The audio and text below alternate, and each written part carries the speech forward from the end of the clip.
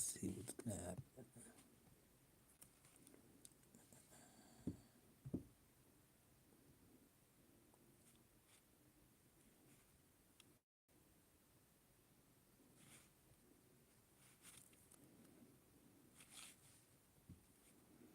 Cancel, cancel, cancel. Let's see. Lampamba, Herodotus.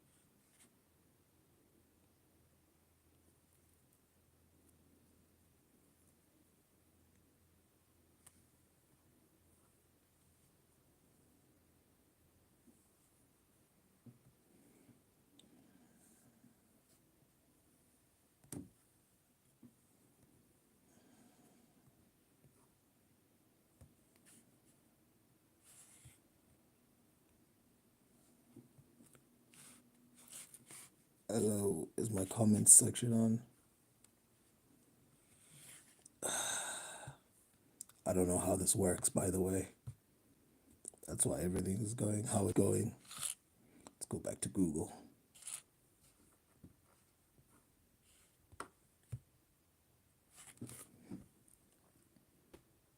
I didn't and I noticed that this is like one of the least mentioned parts of the book um, by Herodotus. The things that people mention is that verse where it says, let me look it up because it's easy to find if I just look it up. Ethiopians. It's easier to find the one where people say the Ethiopians. It is in the south. Yes, it is in the south. Wait, what? The Siwa area is not in the south.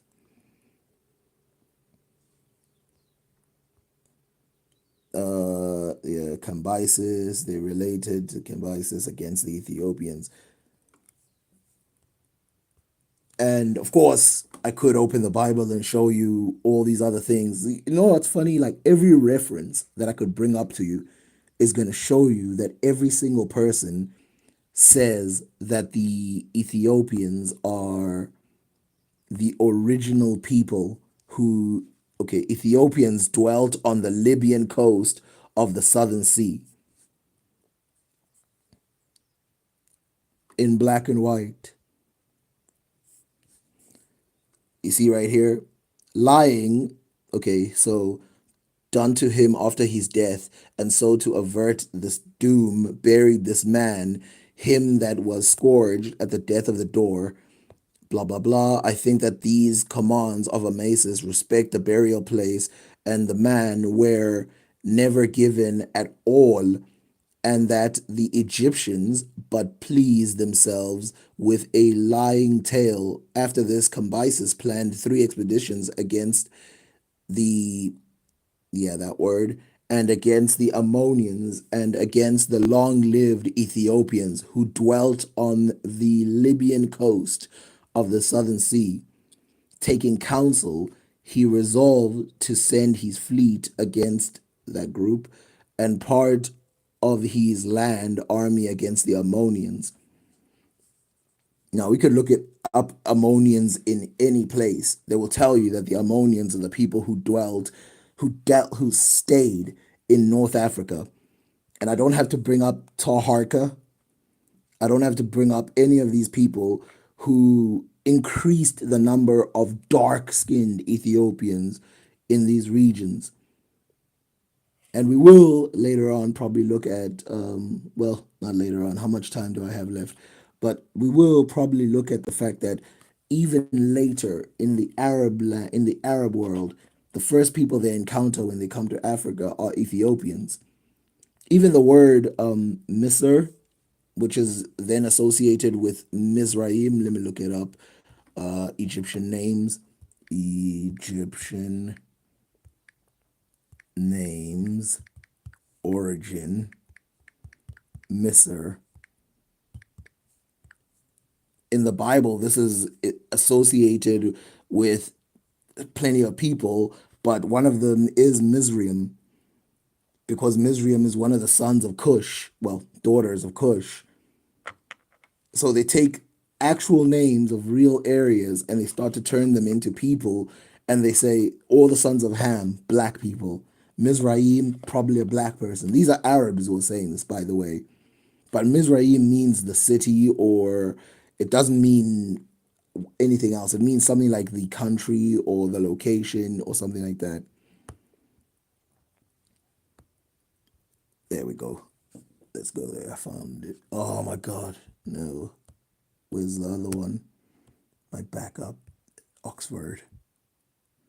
There we go. Frontier, border.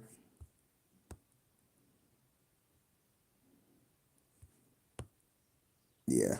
We're just going to have to trust me then. But it means frontier, border, country, anything like that. And the reason why it was called this was because that was the end of the places that belonged to the Arabs. Not actually the Arabs. When I say Arabs, I'm using the word today because the word Arab really meant back then meant Bedouin, meaning it did not mean everyone who was an Arab. It actually had nothing to do with everyone who was an Arab back in the day, which is strange. Let's see what else. Okay, so he carries on and says, blah, blah, blah, the Ethiopians, blah, blah, blah, such as the sun tails, fish eaters, elephantine, those who fish eaters who understood. Bro, our people, Tobu tribe in the south of Libya, Kufra Oasis, some of used to live in the southwest of Egypt, and they moved around 1920 to South Libya and North Chad. Okay, so I understand what you're saying, but bro, our people, the Tobo people, let me look at that because I recognize the word, but I'll be honest, a lot of these people, there we go. Instantly, they have the same, bro. Our people, the Tobo tribe in south of Libya, the Kofra Oasis, some of them used to live in the southwest of Egypt and they moved around to South Libya and northern Chad. Why did they move is the real question.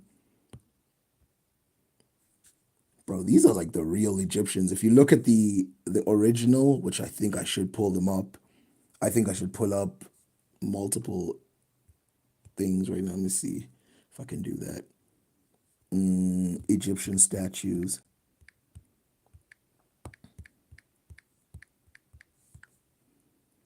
That's another thing that pisses me off, though, about the thing about Egypt. What the hell? Let's see. Let's pick a specific person.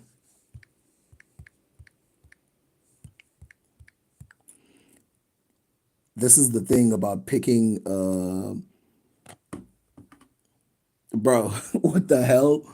It's like spitting image. It's like the girl version.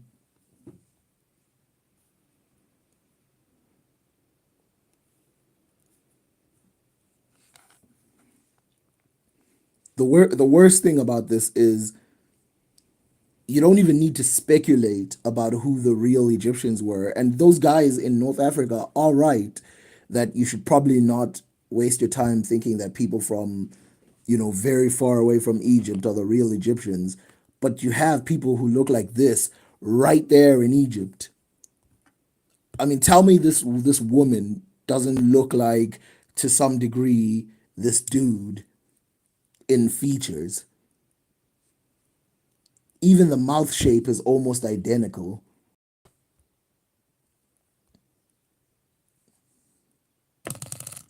This is scary. What else? Let me pick a different person because especially the ones with braids. And I want to show you that one where it's yellow because a lot of people like to use the yellow statue as so it's wedding Egypt ancient seat. A lot of people like to use this one as if where are they now? Seated. Okay, well, first before we get there, look at this. Look at the hair. Oh my god, if this isn't the same hair, if this is not the same hair, I don't know what to do. Let me see.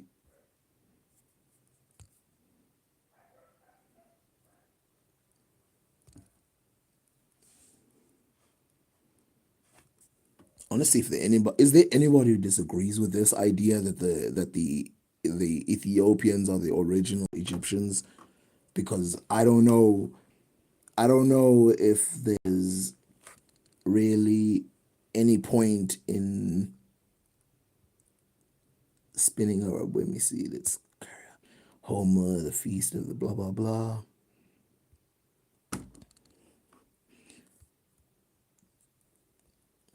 Okay, let's go back because this is just one woman. Yeah, it is the same hairstyle with the Beja and the Afar. Oh yeah, you just reminded me. The Beja, which are another tribe, which I found, which I've, have you guys seen my video where I referenced the Beja? Even the Arabs talked about them because some people pretended like the Beja just got there like in the 1700s or 1800s. Have you seen my video where I show you that the Beja are literally referenced in Arab material as the Buja and they're referenced as dark skinned Ethiopians in literally like the 1100s? People, this is the funny part. They've been there since the creation of Islam. So what are the chances that they came with the Muslims? They couldn't have come with the Muslims because the Muslims aren't Ethiopian. So where did they come from? The Muslims got them when they were already there.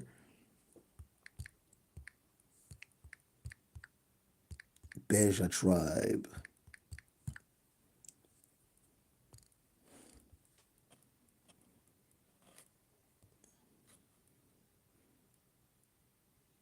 You know what's fascinating about this? Let me look up the lighter skinned Berbers because you can see here if you look at all of these people, even though wait, let me ask you a question, Willem. I don't know how to pronounce your first name. Do these people consider themselves Berbers? The Beja people, do they consider themselves Berbers? Because if they don't, that'll be interesting because you notice how they have the exact same culture as the Berbers in terms of like their hair, in terms of like the stuff on their head. If they don't consider themselves Berbers, but they dress like the Berbers, that will be it. Where did the Berbers get it from? And remember, I can easily read several verses. I'm trying not to be search heavy, but I could easily read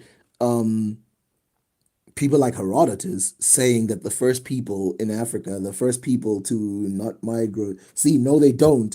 But if we look up Berbers, like let's look up some Berbers. Um, let's see, Berber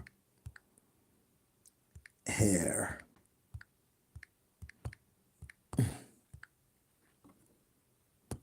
Okay, let's first let's pick a specific tribe because we're not gonna get it here. Say Morocco.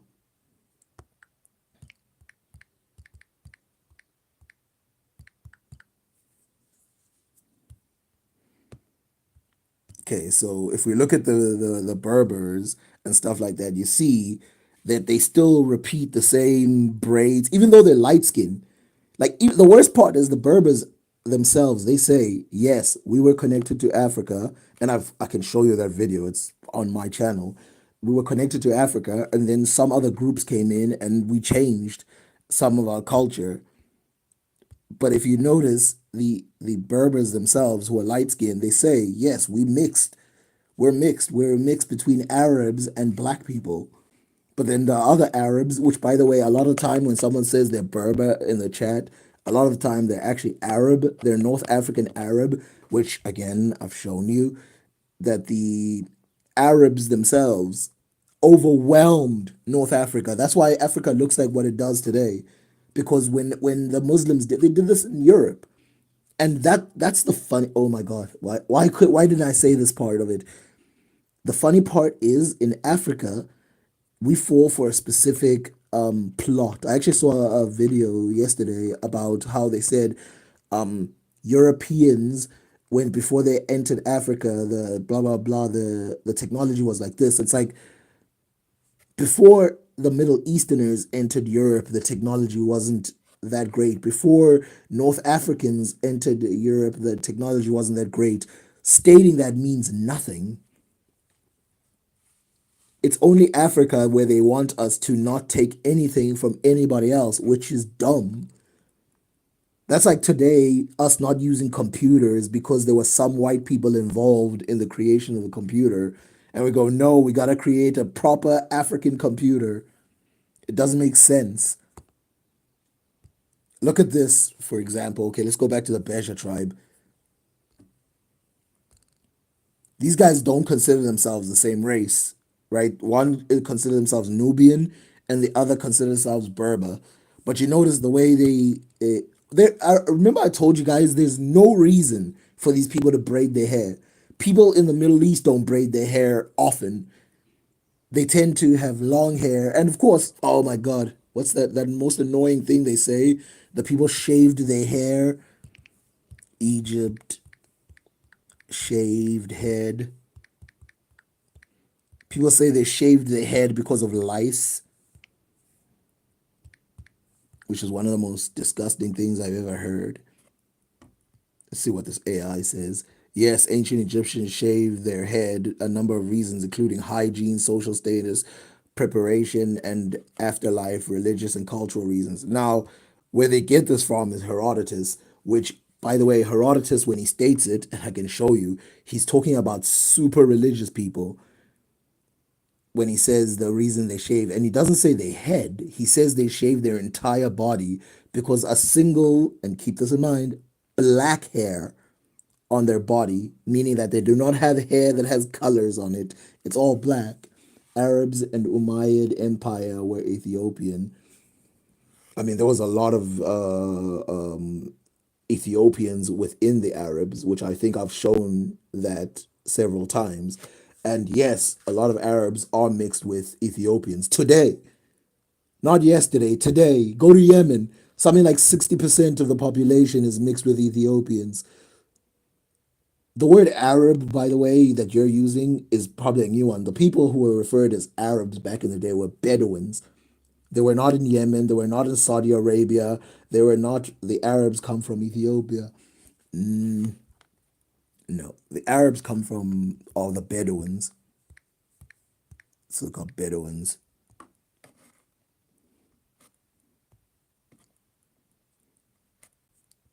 These are the Bedouins.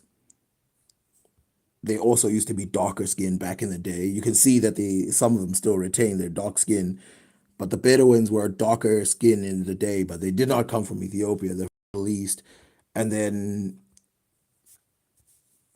but they were a very small tribe. We're talking about tops, I mean, in the references, tops 60,000 people. And then somehow this word of Bedouin, and Bedouin is what they call themselves, this word of Arab that was taken from one small tribe was then expanded to everyone in the Middle East, partly due to Islam, and the other one is due to the fact that they spoke Arabic.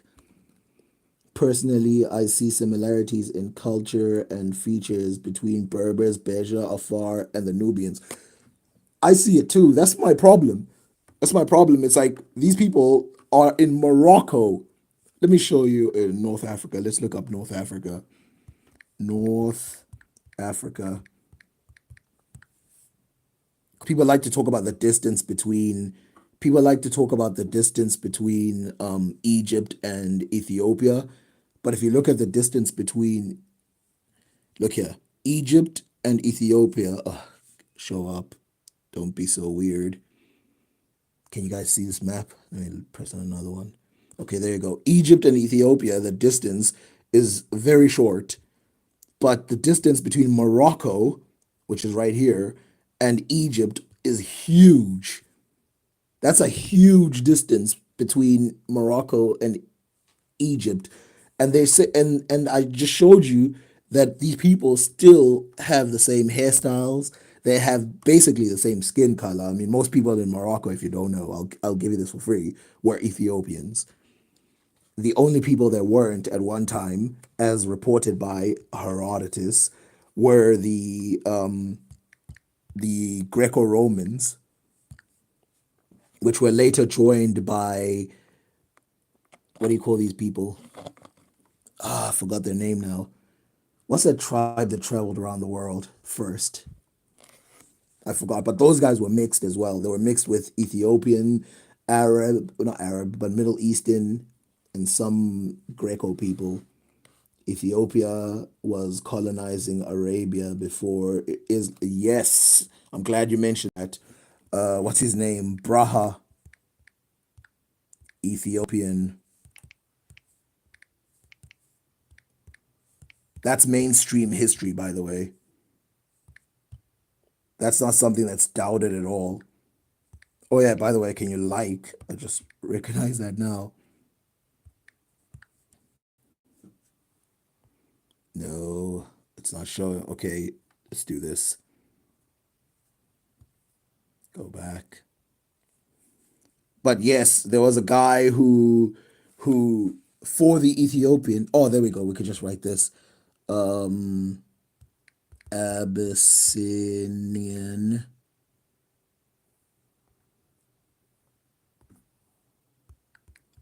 take over Yemen.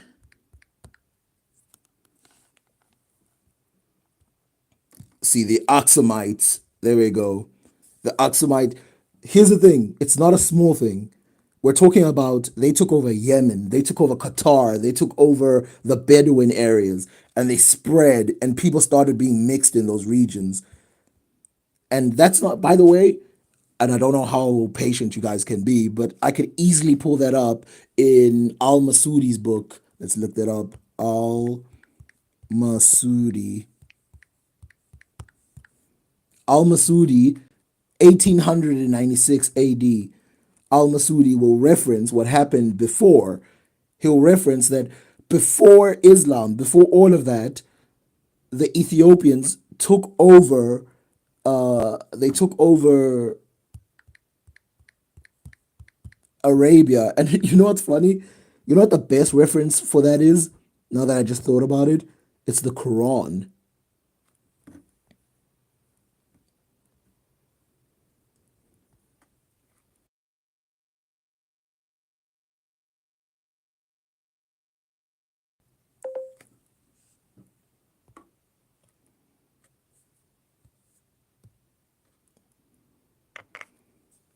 The literal Quran.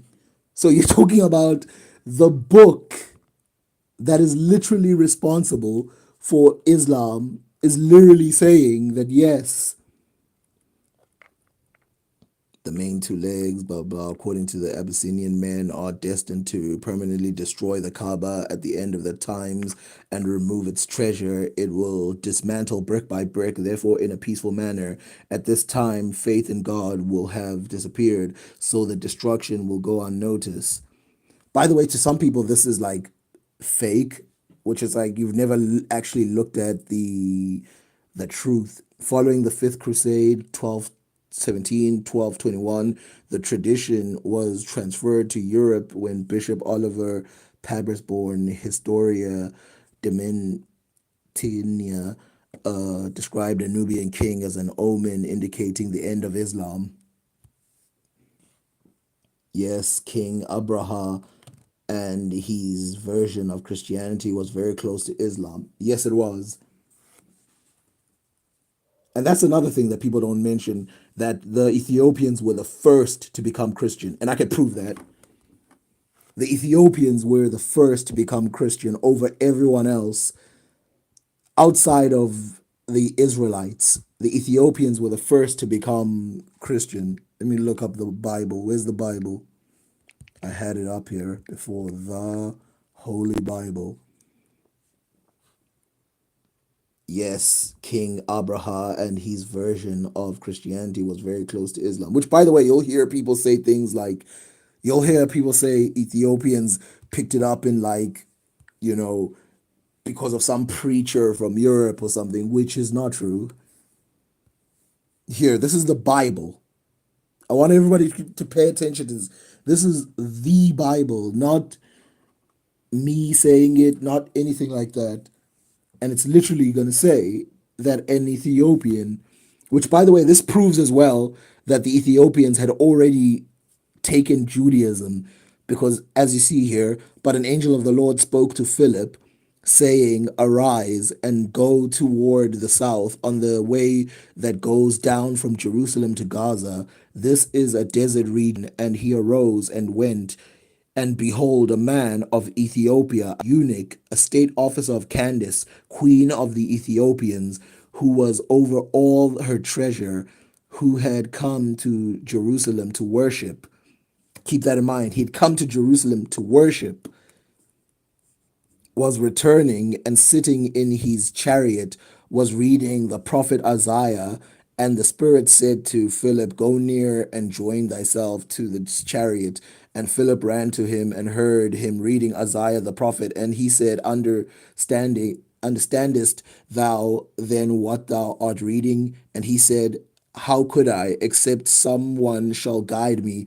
And he besought Philip to come up and sit with him. And the place of the scripture which he was reading was this: He was led as a sheep to the slaughter, and as a lamb dumb before his shearer, so he opens not his mouth. In his humiliation, his judgment was taken away. By the way, he's referencing Jesus here. The other guy is talking to the Ethiopian, referencing Jesus. His generation who shall declare, for his life is taken away from the earth. And the eunuch answering said to Philip, I pray thee, concerning whom does the prophet speak this? So he's asking, who is this person that he's talking about? And he says, concerning himself or concerning someone else. And Philip opened his mouth and beginning from the scripture, announced to him the good news of Jesus. And as they went along the way, they came to a certain water, and the eunuch says, Behold, here is water. What forbids my being baptized? And he commanded the chariot to stand still, and they went down both into the water, both Philip and the eunuch, and he baptized him. And when they, okay, basically, you get it. Basically, the Ethiopians outside of the Israelites were the first to get baptized, which the Israelites are, they're not Ethiopians, but they're a black Ethiopian type. And I think the name of them, the one of the 12 tribes of Israel is, I forgot the name, but I made a video about it yesterday, where they literally say there's a group of Ethiopians that live in Israel. They say that in the Bible.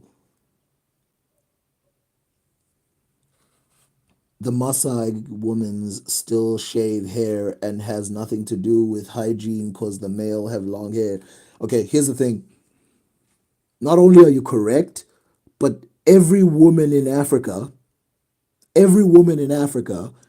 save for a few, used to shave their head. And that was not for hygiene. That was just standard practice in Africa, because like our hair, we've got only a few choices with our hair, which is braid it, cut it, or have it like be wild a little bit. And then of course you can dye it and all that. But those things would be considered kind of, antisocial behavior a little bit. But those were kind of things. I remember there was a video. about a man from America, a black man from America who came to the Maasai, and the Maasai asked him why he has long hair. And that's because in the Maasai culture, having long hair is associated with being a warrior. So if you have long hair, you're a warrior. If you have short hair, you're a normal person. Which, by the way, let's pull up Egyptian warriors.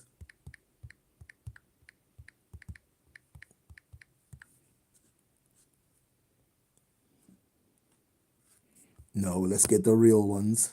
Don't start with this rubbish of giving me AI generated white people. There. Notice that you almost never see Egyptian warriors with no hair because just like the Maasai, just like the Nubians, just like the other people from that area, the Nilotic regions, having hair is considered something that warriors did. And in fact, there was a theory that the reason why they didn't wear helmets was because their hair was so thick. Let me look that up.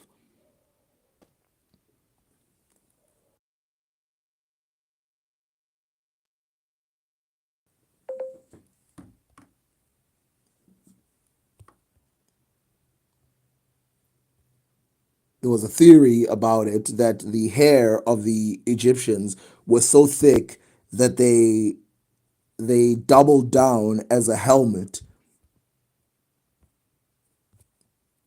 Now, some like that thing that I was just about to read. That was think about it. All of Egypt, if you go around looking, all of Egypt, people have braids, they have short hair, they have all of that stuff, and then all of a sudden you get to the warriors, they have long hair, big hair too. You cannot mistake this for. You cannot mistake this hair for what's the word? You can't mistake it for anything else but a fro. It's like a fro, but it's like flattened at the top. And people are like, this is a wig. What kind of warrior wears a wig? Let's just use common sense for 1 second. What kind of warrior wears a wig to war? And what do they do? Glue it on?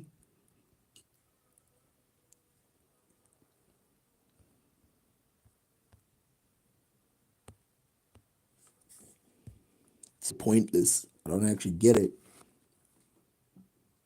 The Masai, yeah, on the other side of the Red Sea, there was Kushite too. Yeah. I mentioned that with Abraha earlier. There was a bunch. Haven't I shown you guys that thing? Let me show you. What's it called? Elephant rock art. Is it Saudi Arabia? I think it's Saudi Arabia. You know the earliest that Ethiopians, the earliest that Ethiopians were in.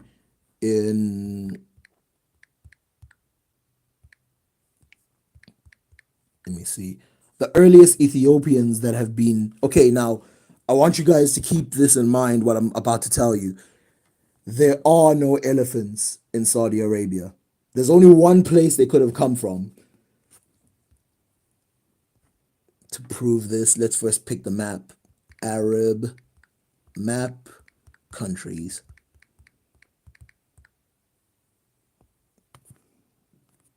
There we go. Okay, so Saudi Arabia is right here. They've made it bigger here, but it's not this big. But Saudi Arabia is right here. You can see that India is not even on here. India is nowhere close. You have Saudi Arabia right here, that is right close to Egypt and all those other places. So you find elephants depicted in Saudi Arabia. Where do you think they came from? What country do you think they came from? What continent do you think they came from? They can't have come from Egypt because we don't see elephants being depicted in Iran or any of those places at this time. We're talking about far back during when they were still doing cave art.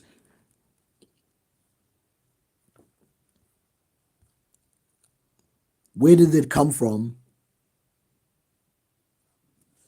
It came from Africa. The people of Africa were literally, let me see.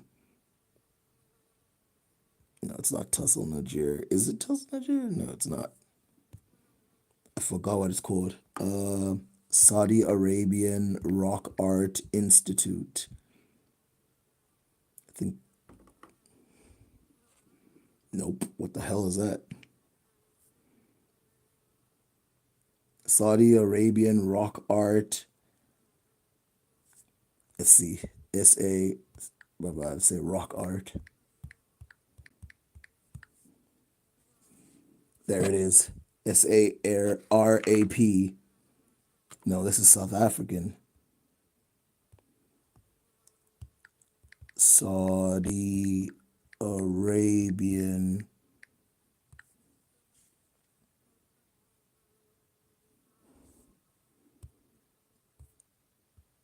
I can't find it right now. But yeah, basically elephants are basically everywhere in the rock art of, and camels. By the way, camels are also there. What was I talking about before I went to this? Because you said there were Ethiopians on the other side. By the way, Ethiopians were in Saudi Arabia. By the way, the word Ethiopians, so basically I'm gonna say black Africans were in Arabia about, I don't know, well, firstly, they were there millions of years ago, but then they were there 30,000 years ago, right? And then they were there 10,000 years ago because of Flint. We can look it up. Flint, trade, Africa, Arabia, 10,000 BC.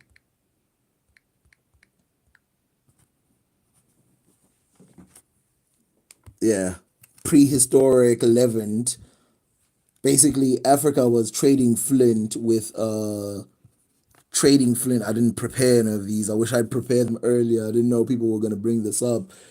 Basically, Africans were trading flint with the people in the Middle East 10,000 BC. Have to go to ResearchGate.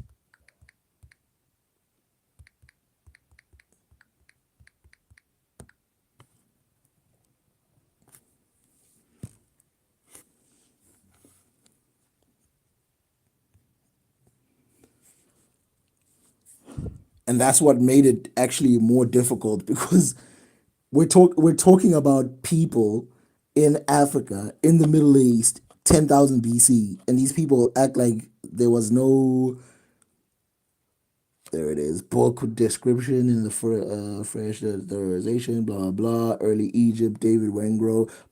That's another thing about this that I'm talking about because metal tools, a lot of them that were natural, that came from space, right? Because the Egyptians didn't make metal tools until way later. Even after the pyramids, they didn't have any metal tools. But the metal tools that they did have that came from the sky, a lot of them were taken in, imported from Ethiopia or Sudan.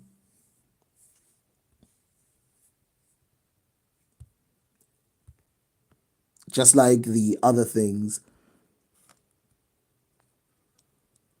By the way, everything I've said so far, most of the things I've said so far, is mainstream. It's not something that is like being argued or anything like that. The idea that there were no uh, before the slave trade, which they try to make that excuse that like, oh, it's like slavery that's responsible for so many black people. Abraha, there we go. Ethiopia.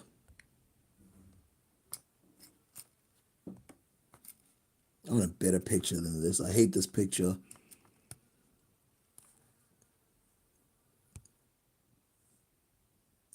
And that's another thing. We never associate, oh, what's my favorite picture? There we go. Elephant clock. Elephant clock.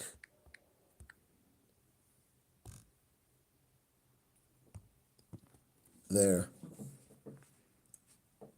Again, you can see in Islam the depiction of the people that lived in these regions. In Islam, the people who lived within these regions depicted for you. Riding the elephant. Who's associated with the elephant? A black man. He's riding the elephant. He's got one of those things, axes, and on the other hand, he's holding gold. This depicts the Africans within the Islamic context. They were not foreign. And then you see in the middle, right here in the middle, this is a Persian. And you can see they are depicted drawing something. This is because a lot of the maths that came from Persia, well, via India, Persia, and I showed you on the map that Iran is closer to India. So it goes India, Persia, then it goes to the Arabian areas. The gold and all that other stuff is associated more with Africa. Then the guy at the top is supposed to represent a Middle Eastern Bedouin type in the middle.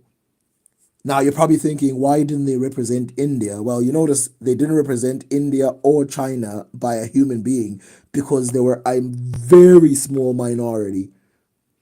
The three biggest groups in the Arabian areas were Black, Persian, and Arab, and they were considered three different types of people. They were not considered like the Persians and the Arabs were not considered the same race. But you can see with this dragon, that's China. Serpent-like thing, that's China. This thing that's on the back of the um what you call this thing that's on the back of the elephant, that's India. That represents one of those Indian, I forgot what they call them, but that thing from India that rides on the back of the elephant, where an African usually just rides the elephant like this. The Indians used to build, I think they call them caravans or carts, I don't know, on the back of it. And then at the top, I forgot, I think this represents Greece, one of those countries, I forgot. But the countries that are represented fully are the ones there.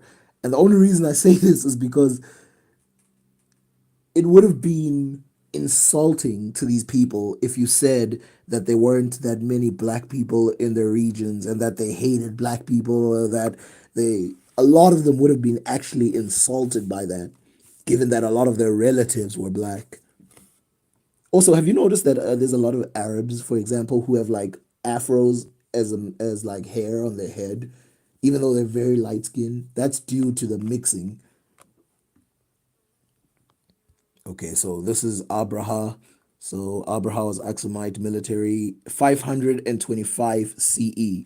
This is before the um the Muslims even were a thing. And then of course you have the kingdom of Kush taking over. He betrays the actual king of Kush, the actual king of the Axumites, and he decides that he's going to be the king of South Arabia or Saudi Arabia. And then after that, his descendants rule for a while. In fact, Muhammad, I hope it's written down here, Islamic views. Abraha is best known in Islam accounts for his infamous attempt to attack the Kaaba in Mecca. He aimed to replace the Kaaba by constructing a grand church.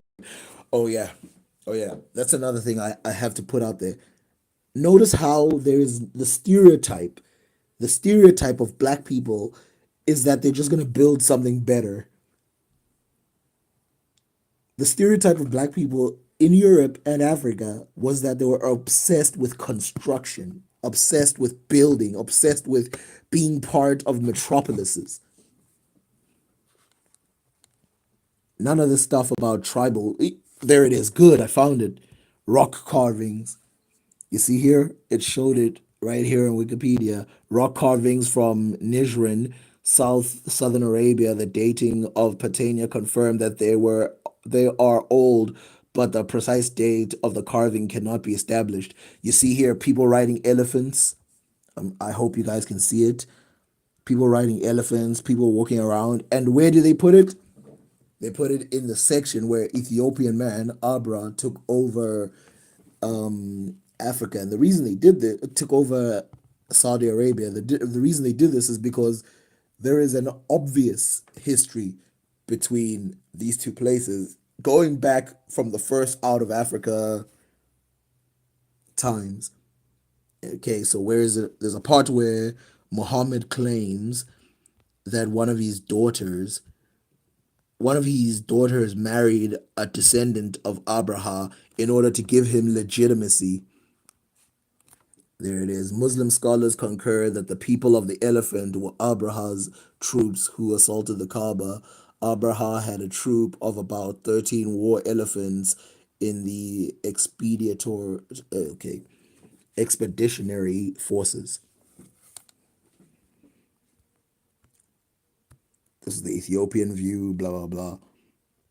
By the way, when you start to come to this time of Islam, the people are not fake. This is why I don't believe Jesus is a fake person. I don't believe he had magic, but this side, I don't believe he's a fake person because 90% of the people that are mentioned in other religious texts are actually people who existed. And so their lives might be exaggerated, but they're not fake. Notice, by the way, this drawing that shows the elephant people that, just because the people are painted a different skin color does not mean they're not black. We just read that they were black. 14th century Persian illustration of Abraha on his attempt. Remember what I told you before? That people tend to depict themselves. So Egyptians, when they were trying to paint Greeks, or when they're trying to paint Arabs, or when they're trying to paint Indo-Europeans, they would paint themselves first because that's how they learned how to draw. And so you can see in this depiction that when they're trying to paint black Africans, they're confused on how they look like. And so you can see some of the beards are right, some of the things are right, but then the color is off. And the reason is because people first paint themselves. Now, wait, I'll tell you why did the Europeans, what's that group now? Some of these things I always have to look up first. There's a group in Europe that's one of the oldest civilizations that was started by the Egyptians. What's that group now? But that's the reason why that European group I'm trying to think of right now is the reason why Europe associated Africa with civilization because they helped bring their civilization. Let's see. Maybe I can think of it.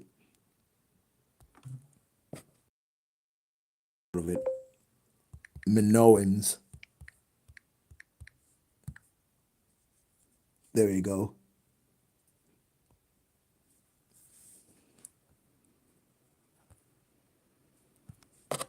Minoans in Egypt. There you go. See, these are Minoans giving tribute in Egypt.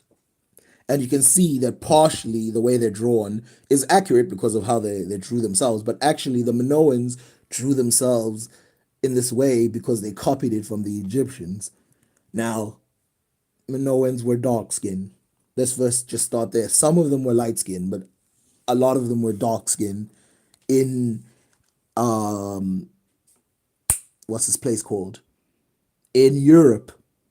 Now, again, if you subscribe to this idea that you have to be E1, B1A in order to be black, then you've fallen for the trap, which is what they do now. They go, okay, but everybody agrees that E1, B1A is the only people who are black. I'm like, nope, I don't agree. I never signed that petition. I don't remember someone asking me if those are the only people who are black. The people who were the first in China were black. The people who were the first in Indonesia are black, but they were not. They don't have E1 B1A. That's not the important part. They came from Africa, and they look like black people, and so do these people. Which, by the way, they'll go back to like disbelieving. Oh, there's another one amongst other people. You see here, this guy at the end is the Minoan. This guy is a Assyrian, I think, and then this guy is a Bedouin, I think, but I don't remember. You should read Al Jahiz on the superiority of the blacks or the whites. I actually have a video on that. Maybe I should make someone a mod so they can link it. But there's a video that I have on. Maybe I should look it up on YouTube.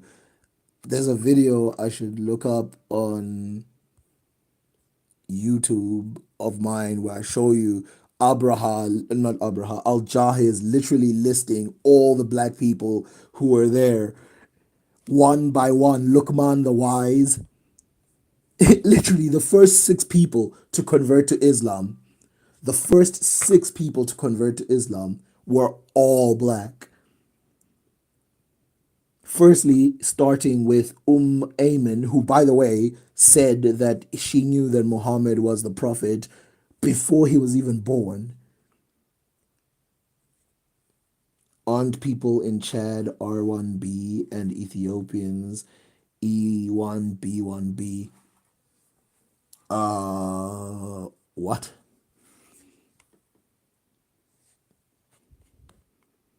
A lot of people have R1B. R1B is common in a lot of places, and E1B1B is also common in a lot of places. But they want to racialize it because they want to separate. They're like, okay, this one is the one that's racial. This one, and again, it's like signing up for something that when did in I'm gonna ask this again. When did we sign up for this idea that in order for you to be black, you have to be of it? First of all, if you went to any country in the world, right, and you look like an Austronesian, they're gonna treat you like a black person. Everybody's gonna do that. They're gonna treat you like a black person. There is no, let's look up Papua New Guinea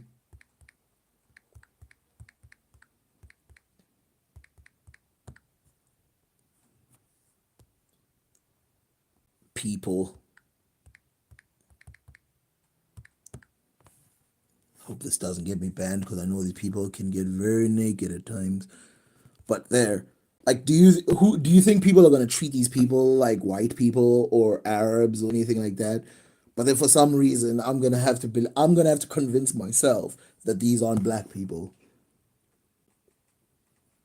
That's why when I push back on the thing of saying that like Nigerians specifically started Japan, it's like you're weakening your argument. Black people did start Japan.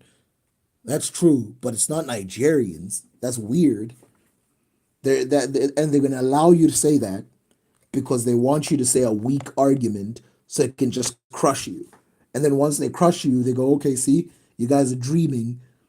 And then everything you say after that is going to sound stupid. When in real life, there's black people everywhere. It's the majority of the population, at least. Yeah. The book is great. I wish everybody knew about it. I wish they did too.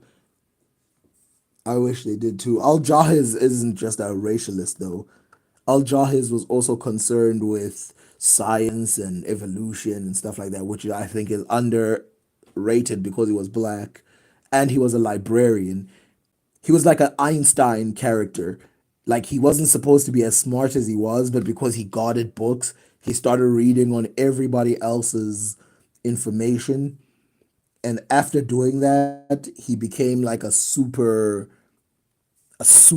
genius. And he, by the way, he talked about atoms at the time. You know, people go, oh, the Europeans, they discovered atoms, blah, blah, blah, blah, blah. Nope. As I know, 30% of Taobao people is R1B. There's a lot of people in Chad and Congo who have R1B. There's a lot of people in the world who have R1B. And again, I'll say it again. Just because you have R1B doesn't mean you're not black. It doesn't tell you anything about your skin color. It tells you that some of your descendants would have been. Let's do this with one group. I hope I don't get banned for this. Okay, so there's a genetic marker that will link you to the Middle East, and it's a Jewish gene, right? It's like a Ashkenazi Jewish gene. And in 23andMe and all these other groups, they put it in the Middle East, but that gene is also in Germany. So when people say that that marker is Jewish, it's not Jewish. It's actually a European gene, but because the people identify as Jewish, they put it in the Middle East. But it's not true. It's not a Middle Eastern gene. It's a European gene. And you see this for a lot of things. Again, they just when you look at genes, they're not gonna tell you what a person looked like, except if you or like if in the modern era today, for the most part, if you get DNA of someone today and you trace their genes, that guy is gonna look a specific way. And you can even lie. I've seen people do that on YouTube where they say, I'm actually from Texas, but they're from Japan. And they say their name is Sarah, they say they're white or whatever. And then when they go, the people go, nope, you are a Jap. Are you sure you're not from Japan? Figure that out today. But back in the day, how are you going to know? How are you going to know that R1B is what and blah, blah, blah? And also, it's quite obvious that the Greeks didn't look exactly like what they look today. I could actually pull that up as well. There's a Greek who literally mentions that there's a Greek poet who complains, and he says that people in Greece are starting to change color because they're being introduced to the Egyptians, and he says he's not happy about this because the people in the Celtic areas worked so hard to put in the white color within the people in Greece, change the color from a tanned color to white. And now you're gonna go and introduce these Egyptians, which by the way, that tells you how different the Egyptians looked from the Greeks for him to actually worry about this. It also tells you how different the Greeks looked from the Celtic people, which today people pretend like it's all the same thing. There's a lot of information I'm throwing at once. I should probably stick to one topic. What was I talking about originally? Now I'm lost. Oh yeah, I was talking about the Ammonians and people like that.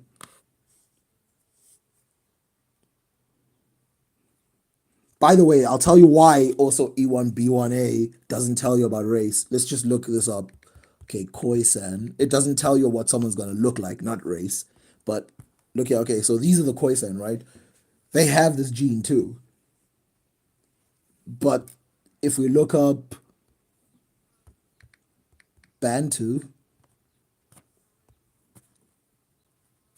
they look different than the Khoisan, but they also have the gene. So does the gene tell you? It doesn't even tell you how light skinned the person's going to be because, I mean, I'll be honest, as someone who, Africa, right? That most, not some, most of the people who live in South Africa look like this, whether they're Bantu or not. Whether they're Bantu, Khoisan, doesn't matter. They look like this person. And I couldn't show you examples without bringing up. Let me look up one person. There we go. Let's say Bonang Mateba. There. This is this is the skin color of most South Africans.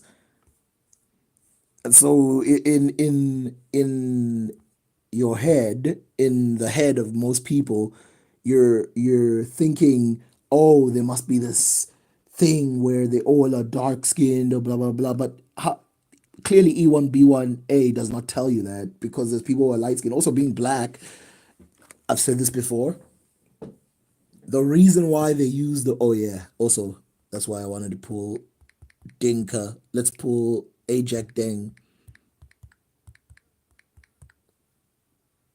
This is another person, also has E1B1A.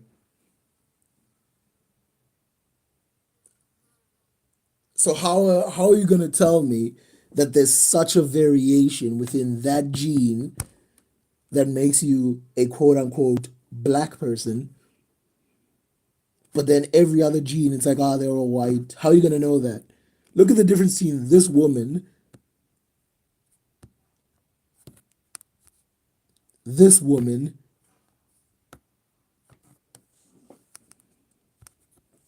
and this woman. But somehow you're gonna tell me that she doesn't even make any sense.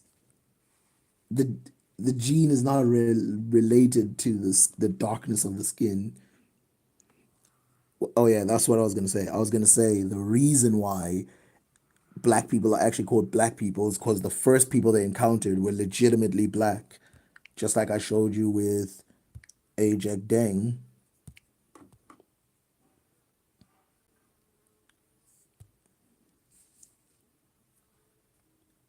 the people, remember, Herodotus was one of those who stated how, okay, let's look up uh, steeped in darkness. What was his name? The guy who said this? Astronomica. Astronomica. That's the name of the book. Yeah. The Ethiopians stain the world and depict a race of men steeped in darkness. There's no way in hell that he would be explaining. Oh, what did I just do? There's no way in hell that he would be explaining these people as steeped in darkness. It's because the Ethiopians they ran into that were steeped in darkness were, in fact, the Sudanese type of black people. In fact, I'm actually convinced that had the Greek people ran into the Khoisan, they would have not considered them the same as the Ethiopians in terms of being. Because remember, they also said that the Indians were a type of Ethiopian. And I could pull up a lot of Greeks who said that. They said, like, there's an Asian Ethiopian type.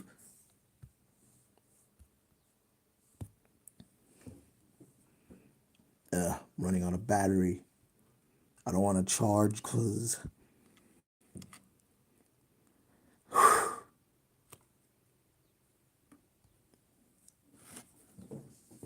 I know what it's going to do to the sound. Anybody have any questions so far? What I said? This has been like a gish gallop. I've just been saying a bunch of points, not bringing up anything in a solid, but this is obviously the first one that came up with. Let's see, Egypt.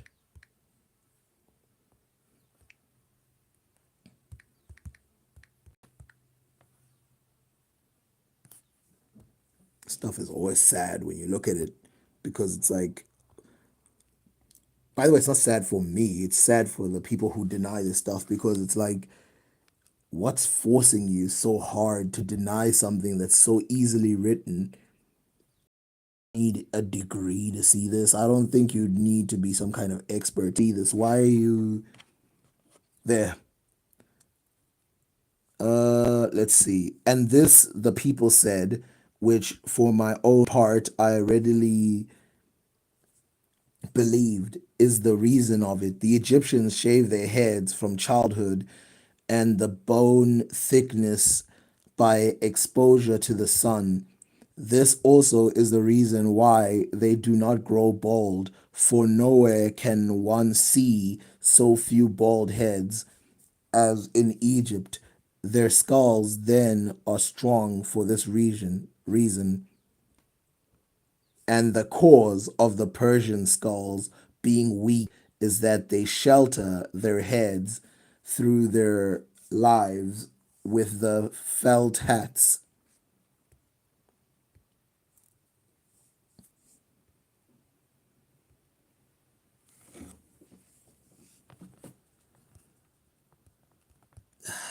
There's the shaving. That's only one of them that talks about shaving. But basically, the real question is where non black people come from? Well, I mean, that's just evolution. That's just obvious.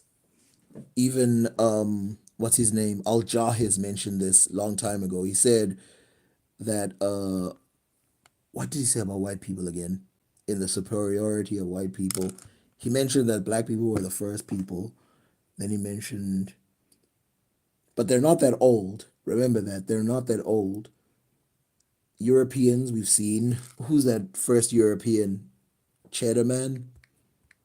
Cheddar Man.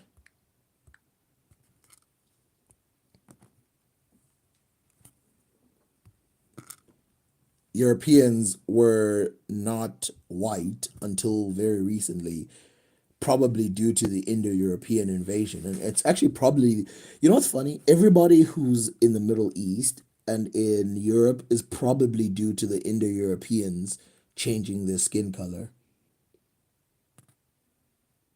What's hybridization?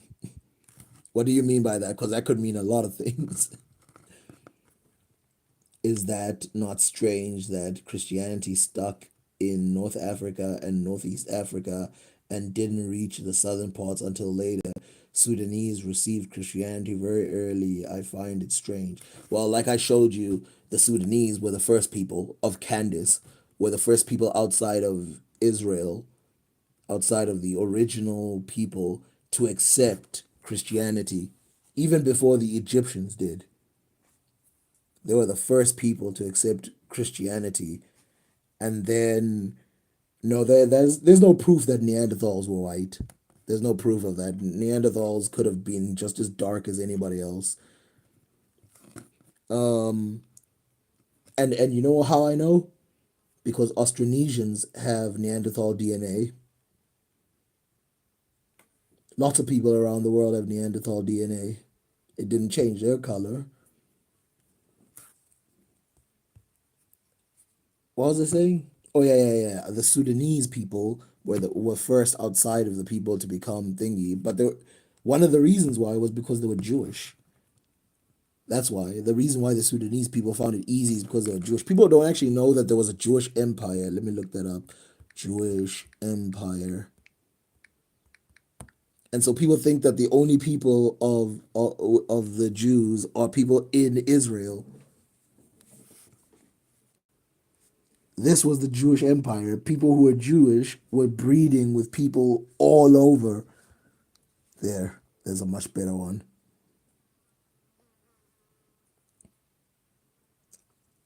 Type one in the chat if you knew about the Jewish empire. What do you think all of these people would have considered themselves when the Jews took over?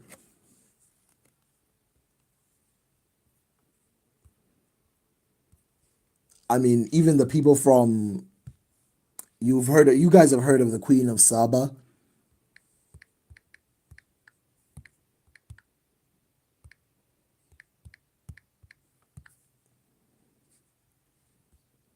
the Sabaean queen, Queen Makeda.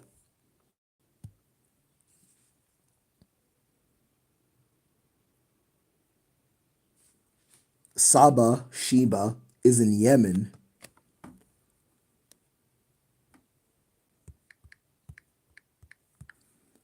Solomon went to Yemen.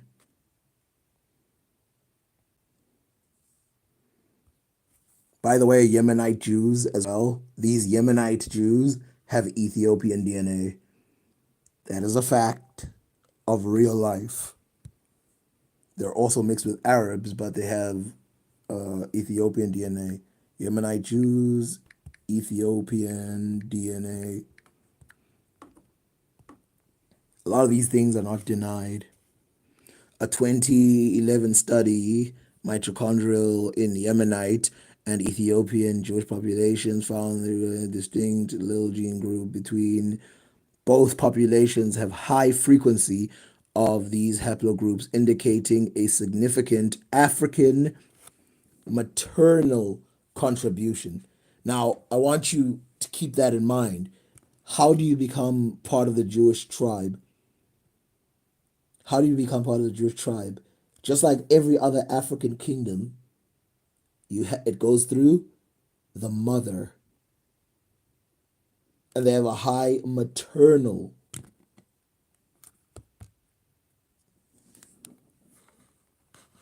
I just find it strange they were not transmission of the religion between Sudanese and the rest of Africa, like Congo or even the Chadic, but Islam as well transferred. Wait, let me read that again. I just find it strange they were not transmission. There were not transmission of the religion between Sudanese and the rest of Africa, like Congo or even the Chadic, but Islam as well transferred. I think I'm gonna have to make a video about that because you guys do know that basically ancient Egyptian religion is the same as every other religion in Africa, except for the Khoisan people. And I think I've shown you this before. What's it called?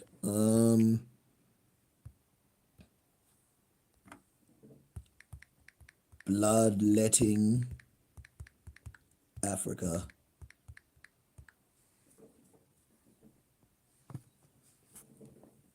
Like certain traditions that were within the the systems of the what you call that within the systems of Egypt that are reflected all over Africa in terms of worship of the sun, worship of animals, worship of this, and that. And then from Egypt, it transferred to Christianity.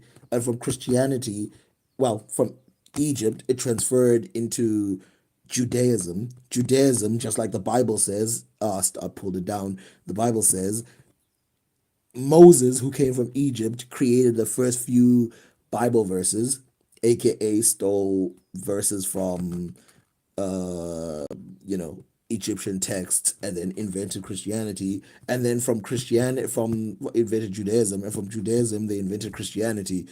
And Christianity and Islam are basically, Islam is basically a post Christian religion, meaning that it takes a lot of Christian philosophy and then builds on it in a different way, all the while claiming that Christianity is like a fallen version of Islam, which is interesting. And so if we look at that line, all of them start with Africa. Remember that they all start with Africa, and I could have shown you in the Bible. Let me see if I can pull it up. There's a part of the Bible that says, "Are you not like Ethiopians unto me?"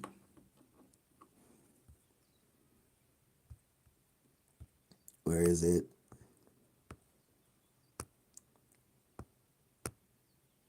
Nope, nope, nope, nope. Them are Ethiopians.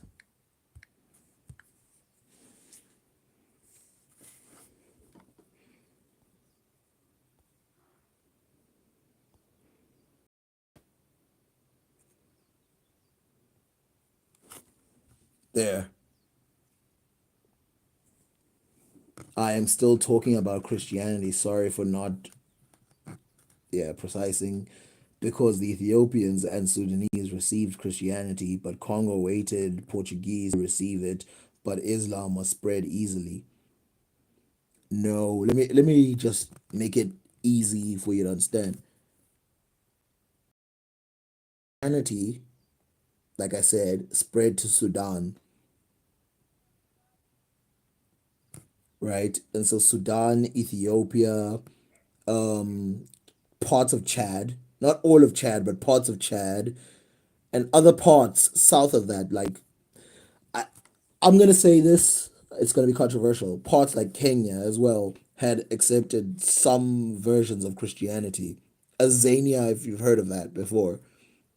And then after that came the influx of the Muslims. They just buried all of that history because of course they didn't care. But there were a lot more heathens, quote unquote, a lot more African religious people in those regions. I am still talking about Christianity. Okay, yeah. Basically, you can read here, it literally says, "He who calls the waters of the sea and pours them upon the earth, Jehovah is thy name. Are ye not as the children of the Ethiopians unto me, O children of Israel?" Now, the next part is important because you see Ethiopia and you think, oh, it's done. Listen to this. Are ye not as the children of Ethiopians unto me, O children of Israel? It is the oracle of Jehovah. Did I not bring Israel up from the land of Egypt? So, before we move on to the other part, I want you to specify. He's literally saying, what he's saying is, are you guys not a broken part of Ethiopians? to me? Did you guys not break away from Ethiopia the way that Israel, that I broke Israel away from Egypt? Did I not bring Israel up from the land of Egypt? I sliced it out of Egypt. So I gave you dominion over Israel in the same way that you, the people of Ethiopia, literally were the people who broke into those areas. Then he says, and the Philistines from Caphtor. So you can see here he's saying that the Philistines are, and we can actually look it up. We don't even need to guess about it. Philistines from Caphtor. Caphtor is the locality mentioned in the Bible in which the people are called Caliphate, blah blah blah blah.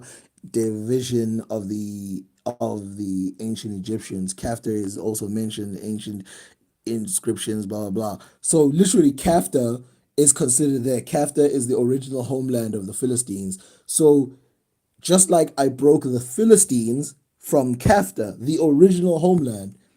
So you Ethiopians, I broke you out from Ethiopia the same way that I broke out um, Israel from Egypt. Because if you don't know, Israel used to be part of Egypt. If you look at the map, Egypt,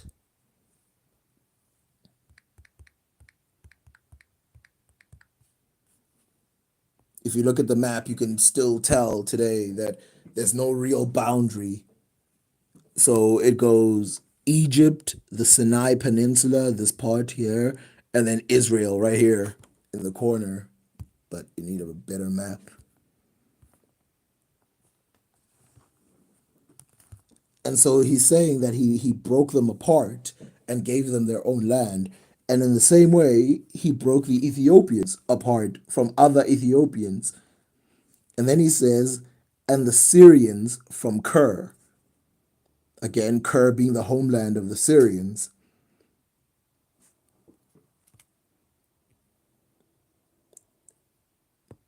By the way, a lot of these people that he's mentioning, the ones on the outside, are the Edomites who then became Jews. Edomite meaning non Jewish. And again, this is the Bible, so I'm not taking this. Ancient Israel was not here. Yes, ancient Israel, the name for parts of Egypt that used to be Egypt.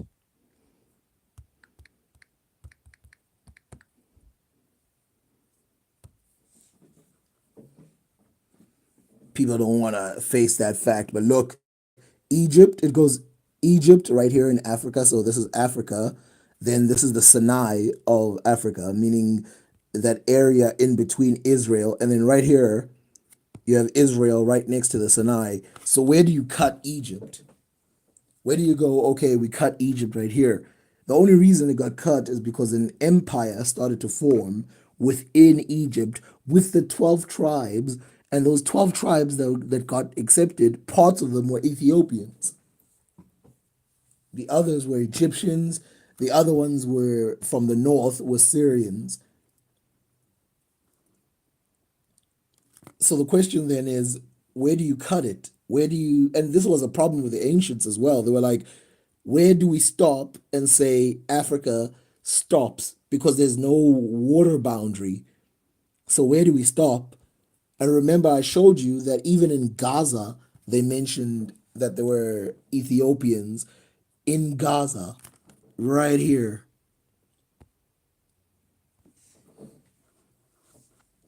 And the problem is we're calling it the Middle East, but that's a modern thing. People didn't know where in the past where to cut it because it doesn't cut properly. Anyway, I gotta go. Got 2%.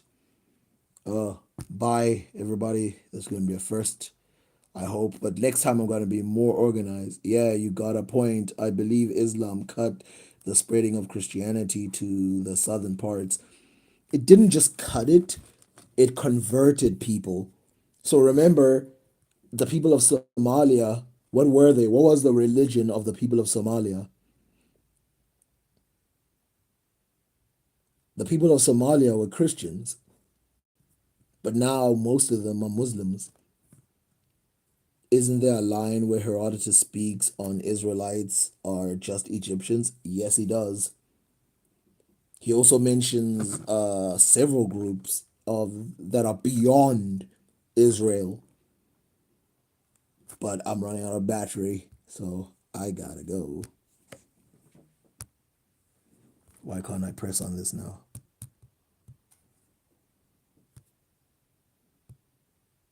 Yo, work, bro.